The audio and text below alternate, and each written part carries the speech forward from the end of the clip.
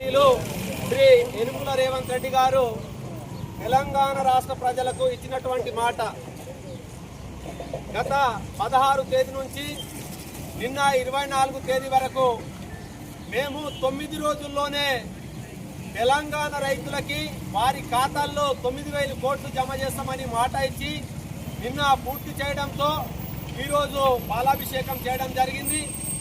నేను రైతులకు విజ్ఞప్తి చేస్తున్నా, వేరే అపోజిషన్ పార్టీ వాళ్ళు అవాక్కులు చవాక్షంతో మన తెలంగాణ రాష్ట్ర ముఖ్యమంత్రి వర్యులు రేవంత్ రెడ్డి గారు కొనసాగుతున్నారు. కాబట్టి ఈ రాష్ట్రం విధ్వంసం నుండి వికాసం వైపు నడిపించాలనే ఉద్దేశంతో మన రేవంత్ రెడ్డి గారు నడుము కట్టి ఈ రాష్ట్రాన్ని ముందుకు తీసుకెళ్లాలనే ఆలోచన విధానంతో నడుస్తున్నారు. కాబట్టి గత 10 సంవత్సరాలు చేయలేనటువంటి పరిపాలన ఒకే తప్ప దేశంలో ఇది చరిత్రగా నిలుస్తున్నటువంటి తెలంగాణ రాష్ట్రం